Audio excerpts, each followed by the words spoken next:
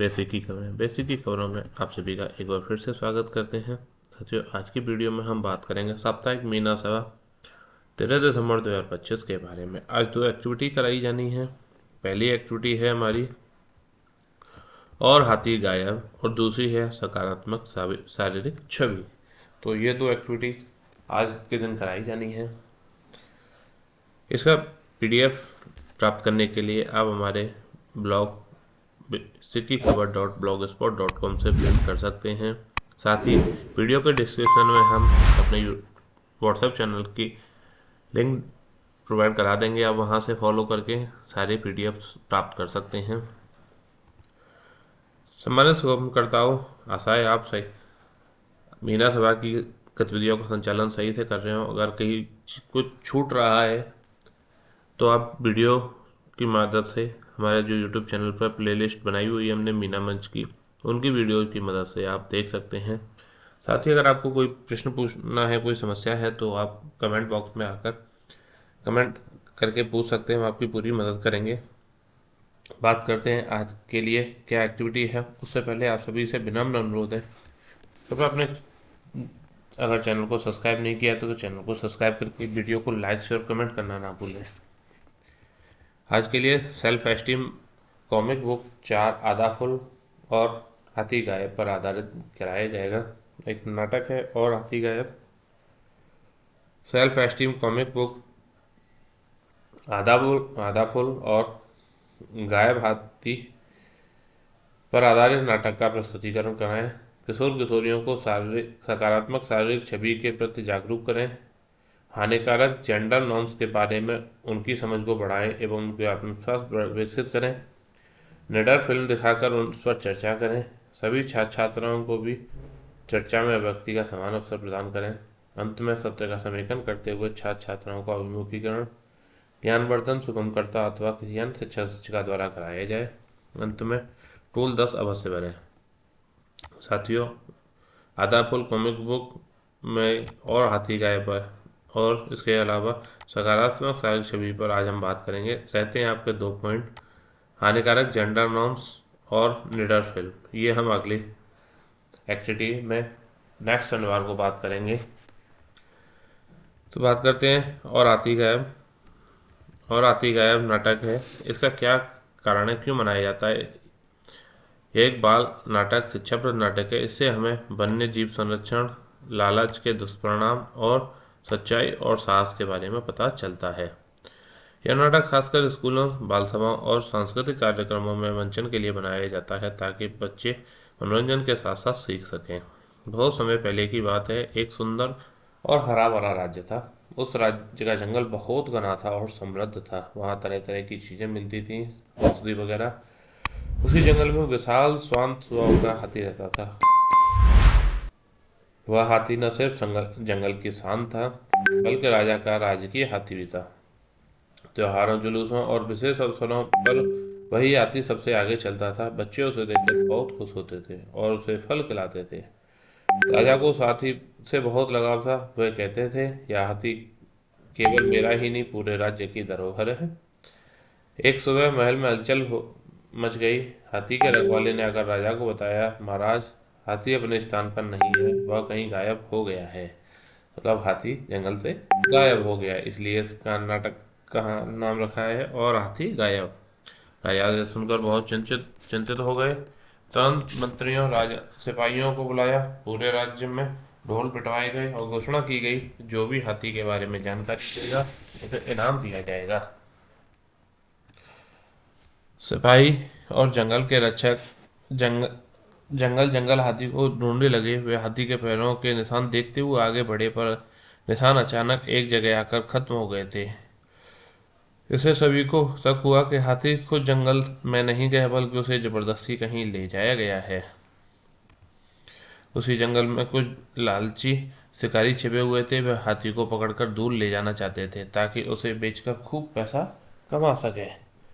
उन्होंने हाथी को मीठे फल दिखाकर बहकाया और फिर रस्सियों से बांध लिया। हाथी बहुत डरा हुआ था और अपनी सूंड उठाकर दर्द भरी आवाज निकाल रहा था। उसी समय गांव का एक छोटा बच्चा जंगल में लकड़ी चुनने गया था।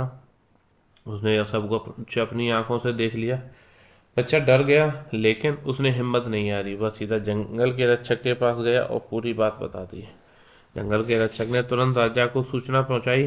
राजा ने बिना समय गवाए सिपाहियों को शिकारी के अड्डे पर भेज दिया। सिपाहियों ने शिकारी को पकड़ लिया और हाथी को मुक्त कर दिया। हाथी को देखकर सभी लोग बहुत खुश हुए, क्योंकि वह उनके राज्य की धरोहर थी। शिकारियों को उनके अपराध के लिए सजा दी गई। उन्हें समझाया गया कि प्रकृति से खिलवाड़ करने का अंजाम हमेशा बुरा होता है। हमें प्रकृति के साथ किसी भी तरीके का खिलवाड़ नहीं करना चाहिए, चाहे वो पेड़ पौधे हों, जीव जंतु हों। हमें किसी भी चीज़ में हस्तक्षेप नहीं करना चाहिए। हाथी को सम्मान के साथ फिर से जंगल में छोड़ दिया गया। राजा ने घोषणा की, आज से हमारे राज्य में किसी भी जानवर को नुकसान पहुंचाने वाले को कड़ी सजा दी जाएगी। बच्चे की तारीफ हुई और उसे इनाम दिया गया।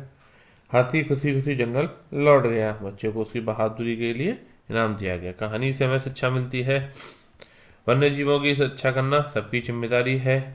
लालच इंसान को गलत रास्ते पर ले जाता है। बच्चे भी बड़े बदलाव ला सकते हैं। प्रकृति और जानवर हमारे मित्र होते हैं। जानवरों से हमें शत्रुता नहीं रखनी चाहिए। अब बात करते हैं हम दूसरे पॉइंट पर, किशोर किशोरियों को सकारात्मक शारीरिक छवि के प्रति जागरूक करना। सबसे पहले बात आती है कि सकारात्मक शारीरिक छवि क्या होती है। तो इसके अपने शरीर को जैसा है वैसा ही स्वीकार करना चाहिए। उसकी तुलना दूसरों से न करें। रंग, कद काठी, वजन या रूप रंग को देख लेकर खुद को कम नहीं समझना चाहिए, क्योंकि सभी एक समान हैं। ये सभी किशोरावस्था में ही क्यों जरूरी है, हम बचपन में या फिर बड़े होकर भी तो समझा सकते हैं। तो बात करते हैं क्यों जरूरी है। किशोरावस्था में शरीर में कई बदलाव आते हैं। लंबाई बढ़ना, वजन में बदलाव, मुहासे, आवाज़ बदलना आते हैं, बदलाव होते हैं। सर हमारे शरीर में जो भी बदलाव होते हैं वो दो ही अवस्था में होते हैं, एक बालावस्था में और दूसरा किशोरावस्था में। चूँकि हम बालावस्था में उन चीज़ों के बारे में उतना नहीं समझते हैं, इसलिए किशोरावस्था ही महत्वपूर्ण होती है और वहाँ पर ही जो भी डिफाइनिंग चेंजेज होते हैं शरीर के अंदर वो प्रारंभ होते हैं। इसलिए किशोरावस्था में ही इनको बच्चों को समझाना जरूरी होता है, इसलिए हम यहाँ पर समझाने की कोशिश करते हैं। इन बदलावों के कारण कई किशोर किशोरियाँ खुद को असंतुष्ट हो जाते हैं, शर्म या हीन भावना महसूस करते हैं, सोशल मीडिया की तुलना से तनाव में आ जाते हैं। इसलिए सकारात्मक शारीरिक छवि की जागरूकता बहुत ज़रूरी है। किशोर किशोरियों को कैसे जागरूक करें। सबसे पहले उन्हें सही जानकारी प्रदान करें। समझाएं कि हर शरीर अलग होता है, बदलाव आना स्वाभाविक है, कोई बीमारी नहीं है। जो आपके शरीर में बदलाव आ रहे हैं, कुछ लोग उनसे डर जाते हैं और उन्हें बीमारी के तौर पर मानने लगते हैं, जैसे मुहासे, कील वगैरह जो निकलते हैं वो स्वाभाविक होते हैं। तुलना से बचना सिखाएं। दूसरों से तुलना करने से आत्मविश्वास कम होता है। सोशल मीडिया की तस्वीरें अक्सर बदली हुई होती हैं, उन्हें फ़िल्टर लग करके यूज किया जाता है, क्योंकि मोबाइल में बहुत सारे फ़िल्टर आ रहे हैं तो उनको अच्छा ही दिखाया जाता है कि हम इतना अच्छे हैं। वो अपनी सही वास्तविक स्वरूप नहीं दिखाते हैं वहाँ पर। स्वस्थ आदतों पर ध्यान दें। संतुलित भोजन, नियमित व्यायाम, पर्याप्त नींद, सुंदर दिखने से ज़्यादा स्वस्थ रहना जरूरी होता है। ये बच्चों को अवश्य सिखाएं। सकारात्मक भाषा का प्रयोग, तुम अच्छे दिखते हो, तुम मेहनती हो, तुम समझदार हो जैसे शब्दों का प्रयोग करें। किशोरावस्था के बच्चों के साथ आत्मविश्वास बढ़ाएं। उनकी खूबियों और प्रतिभा की सराहना करें। उन्हें अपनी पसंद के काम करने का मौका दें। शिक्षक और अभिभावक की क्या भूमिका हो सकती है। बच्चों की बात ध्यान से सुने। मजाक या ताने से बचें, जैसे मोटा, पतला, लंबा, नाटा ऐसे कहने से बचें। ज़रूरत पड़े तो काउंसलिंग की भी मदद ले सकते हैं। अगर बच्चों को चीज़ें समझाने पर भी नहीं मदद हो रही हैं तो उनके लिए काउंसलिंग की भी मदद कर सकते हैं। बच्चों के लिए सरल संदेश, हर शरीर सुंदर है, मैं जैसा हूँ वैसा अच्छा हूँ और मेरा मूल्य मेरे रूप से नहीं मेरे गुणों से है। ये आज की संदेश है। अब बात करते हैं हम आगे। आधा फुल कॉमिक बुक से संबंधित कोई भी निर्देशिका PDF के लिए आपको ज़रूरत है तो आप वीडियो के कमेंट बॉक्स में अवश्य भरें। महत्वपूर्ण नोट जो हम हमेशा बताते आए हैं वही हैं। कक्षा 6 से 8 तक सभी बच्चों को मीना मंच की सभा में सम्मिलित किया जाएगा। पावर एंजल हर एक क्लास से एक एक बनाई जाएगी, उसकी देखरेख में किया जाएगा।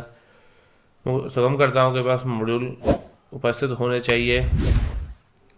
प्रत्येक सत्र की आख्या पर टूल 10 अवश्य भरी जाए। यदि किसी प्रकार की आपको समस्या है, कोई भी लिंक चाहिए, तो आप वीडियो के कमेंट बॉक्स में डालकर अपने विद्यालय का नाम, अपना नाम और यूडैस लिख कर भेज सकते हैं। हम आपको प्रोवाइड करा देंगे।